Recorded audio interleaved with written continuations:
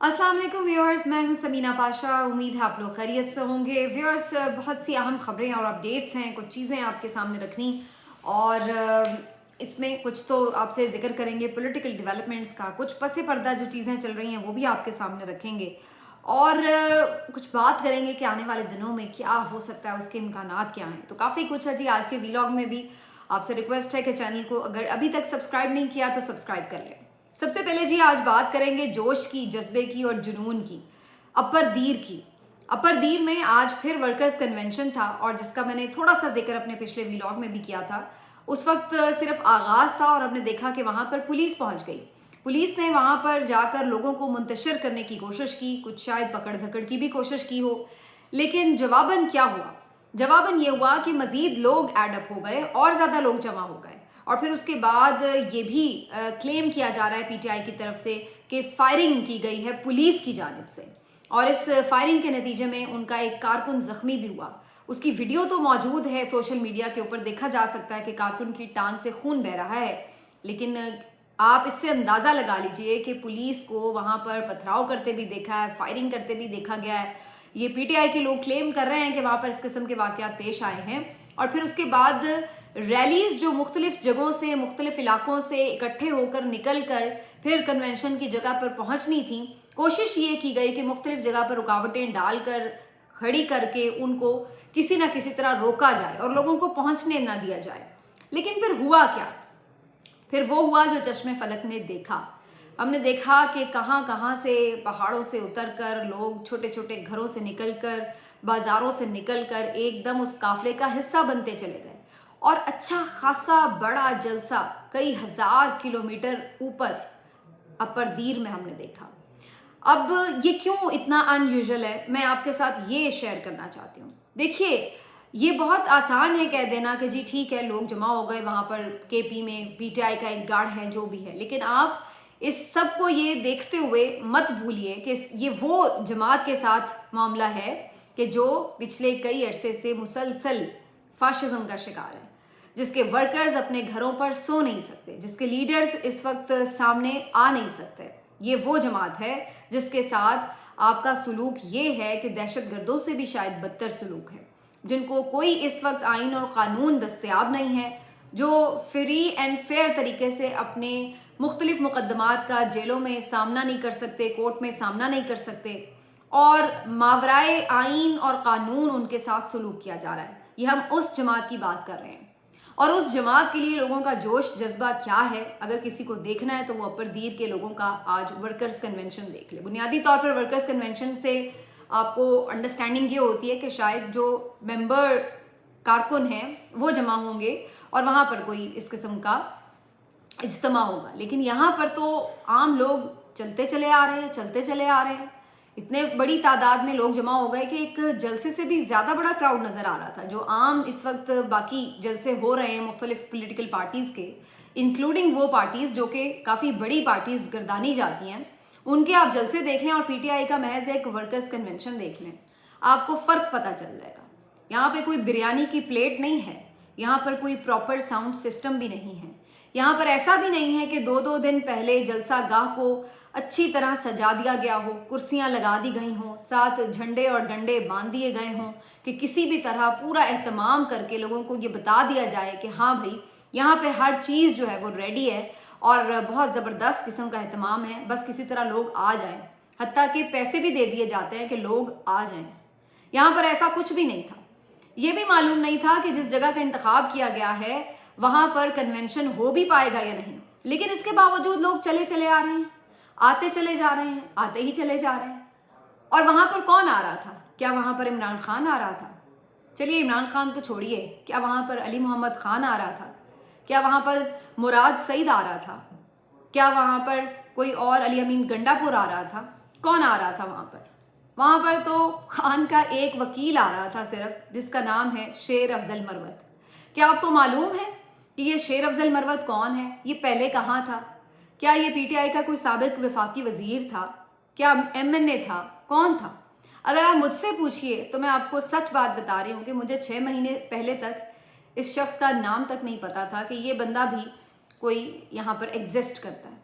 लेकिन आज दुनिया उसकी ऐसी दीवानी है कि वो पीटीआई के लिए इस वक्त एक क्राउड पुलर बन चुका है। पीटीआई के लिए इस वक्त हर वो बंदा क्राउड पुलर है जो इमरान खान के साथ खड़ा है, क्योंकि क्राउड सारा इमरान खान के साथ खड़ा है। तो किसी को इस बात पे हैरानी नहीं होनी चाहिए कि शेर अफजल मरवत कैसे एकदम इतना बड़ा लीडर बन गया।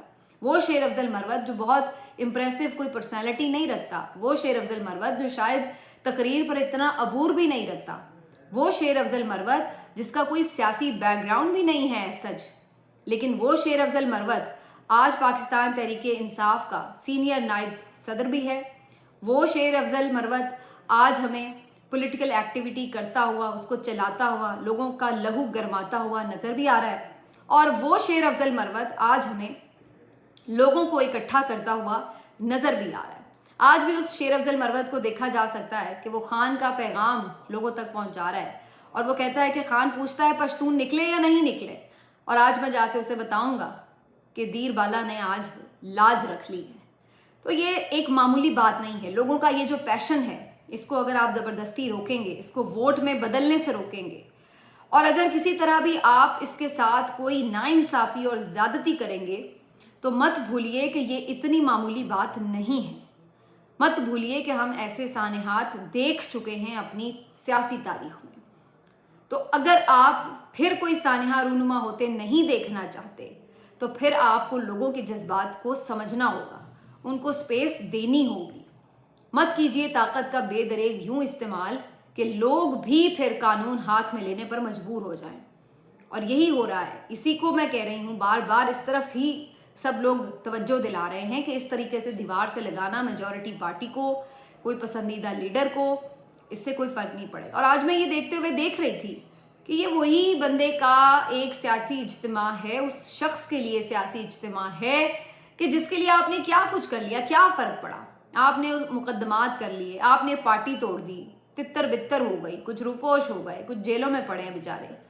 उसके बाद आपने जेलों में भी डाल दिया, उसके बाद आपने मारपीट भी कर ली, फेंटे भी लगा दिए, चादर चार दीवारी का तकद्दुस भी पामाल कर दिया, सच्चे झूठे मुकदमे भी बना लिए, सब कुछ करके आपने देख लिया, कातिलाना हमला भी करवा दिया, बदतरीन किस्म की किरदार कुशी भी कर ली, बगावत के इल्ज़ामात भी लगा दिए, और अब तो इंतहाई घटियापन पर उतरते हुए हमने ये भी देख लिया है कि बेडरूम तक घुस गए। तो उसके बावजूद लोगों को क्या फ़र्क पड़ा है? कोई ज़रा बराबर भी फ़र्क पड़ा है? लोग तो आज भी उसके दीवाने हैं।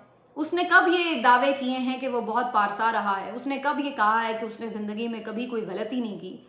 और उसने कब ये कहा है कि उसने कोई बहुत साफ शफाफ पाक दामन होकर सारी ज़िंदगी गुजारी है? वो तो ऐसा दावेदार ही नहीं है। वो तो हमेशा ये कहता है कि सबसे गलतियाँ होती हैं, उससे भी हुई हैं। लेकिन आज उसका हाल क्या है, उसका रुझान क्या है, और वो किस तरफ लेके जा रहा है, और मुल्क को कौम उसको किस अंदाज से देख रहे हैं, ये बात ज़रूरी है। वो जो भी है, वो जैसा भी है, अगर मुल्क में जमहूरियत है और लोग उसको चाहते हैं, तो आप उसको क्यों रोक रहे हैं?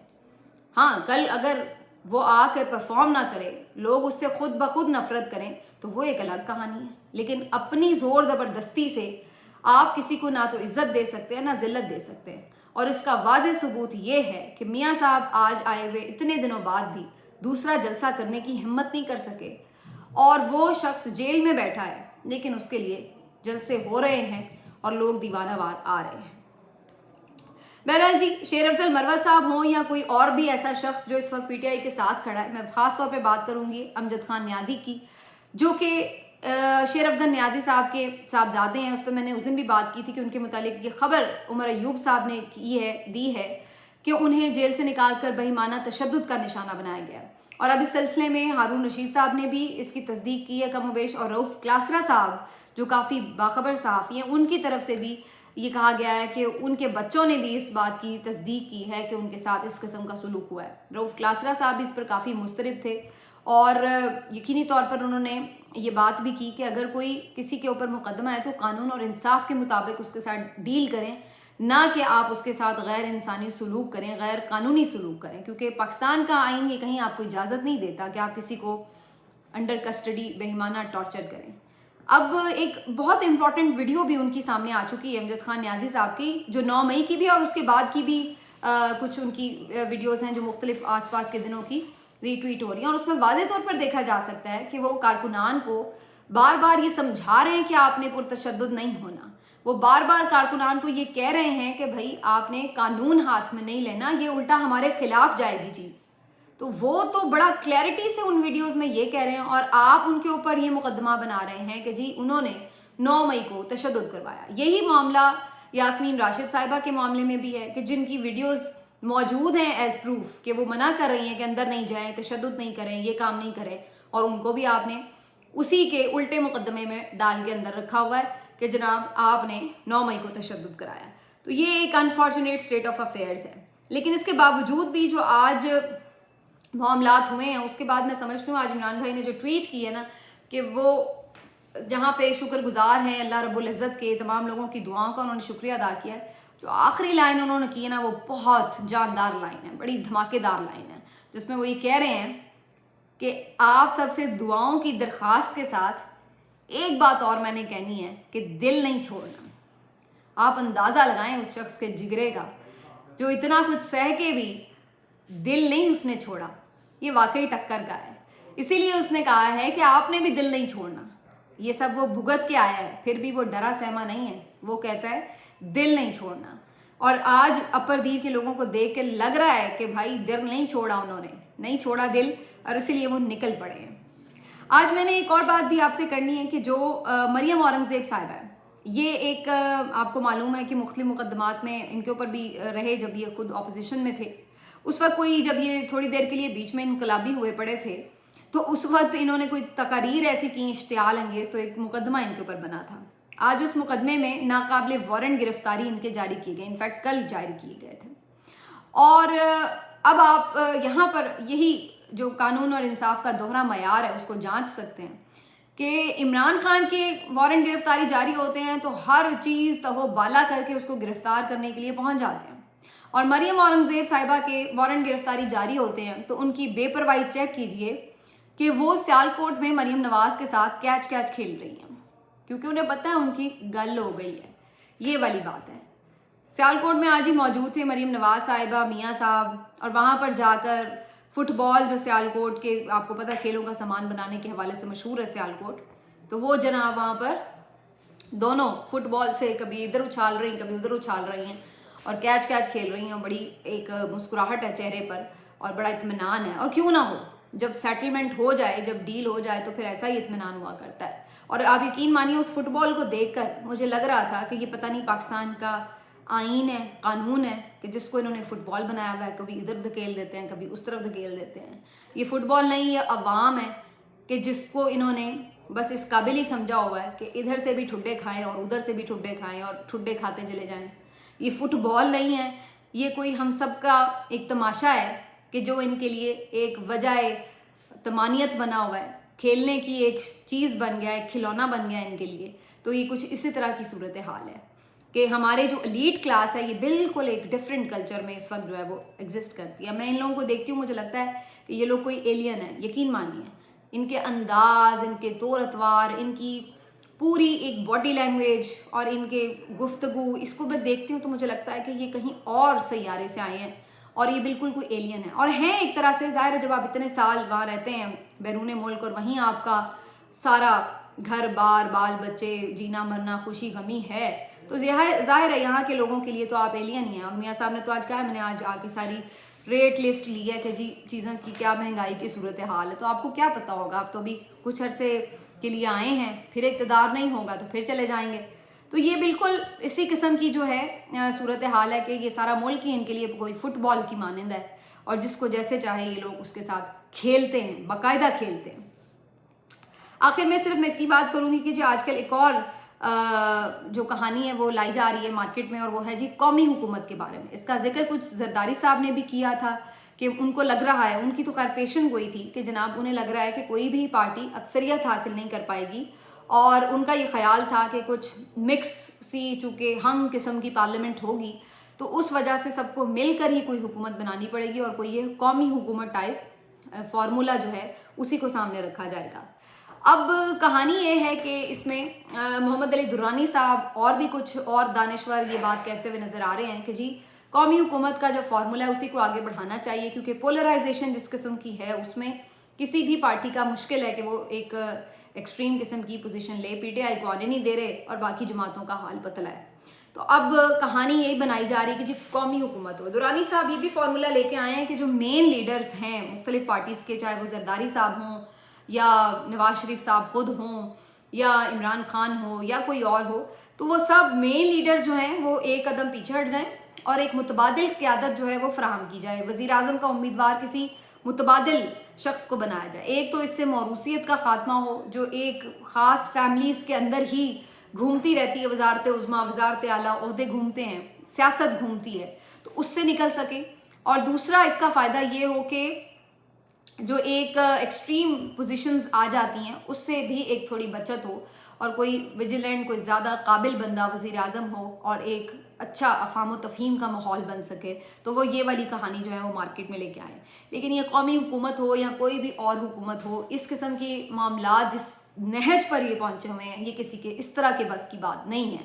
اس کی وجہ یہ ہے کہ قومی حکومت ہی تھی پچھلے 16 مہینے, تو کیا کر لیا سوائے ایک PTI کے, باقی تو سب جماعتیں حکومت میں تھیں, سب جماعتیں حکومت میں تھیں. 16 جماعتوں کا یہ اتحاد تھا اور وہ سب مل کر جو ہے وہ گورنمنٹ چلا رہے تھے. تو کیا آپ نے پاکستان کا سوال لیا, ستیہ ناش پھیر دیا, معیشت آپ کی زمین بوس ہو گئی, پورا ملک کا وقار آپ کا تہو بالا ہو گیا, عوام کی آپ نے چیخیں نکلوا دی, اور اس کے سب سے بڑھ کر جو آپ نے امید ختم کر دی لوگوں کی, جو آپ نے لوگوں کے ساتھ سلوک کیا اور جس طرح سے آئین اور قانون کو معطل کر کے شخصی آزادی قانونی اور جمہوری انداز میں جو ان کے ساتھ تذلیل کی گئی, یہ سب جو آپ نے کیا, یہ تو آپ کے وہ گناہ ہیں جو جلدی جن کے زخم دل سے بھریں گے ہی نہیں. تو 16 جماعتوں نے مل کر 16 مہینے میں کون سا کارنامہ کر لیا جو آگے کوئی قومی حکومت آ کے کر لے گی؟ اگر ایسا ہوتا تو پھر پچھلی حکومت ہی کامیاب ہو جاتی. یہ بات صرف اتنی سی ہے کہ ایک فری اینڈ فیئر الیکشن ہو, عوام کی منتخب نمائندہ حکومت ہو, پھر بھلے وہ قومی ہو یا کسی ایک پارٹی کو وہ حکومت دیں, وہی آ کر اس ملک کا اعتماد بھی بحال کرے, لوگوں کا اعتماد بحال کرے, اور پھر وہ آگے اگر ایک سازگار ماحول بنائے اور باقی جماعتوں کی بھی کوئی اگر اچھی تجاویز ہیں ان کو بھی شامل کرے, تو پھر آگے بحران سے نکالنے کی طرف بڑھے, پھر ہی کوئی بات بن سکتی ہے. اگر آرٹیفیشلی کچھ بھی کرنا چاہتے ہیں تو اس سے کچھ نہیں ہونے والا. وہ آپ پچھلے 2 سال سے سر کھپا کھپا کے تھک گئے ہیں, ہر چیز کر کے تھک گئے ہیں, اور ابھی تک اس کا کوئی رزلٹ آپ کو اس طرح کا نہیں ملا جو آپ چاہ رہے تھے. ملتے ہیں آپ سے اگلے ویڈیو میں, اپنا خیال رکھیے, اللہ حافظ.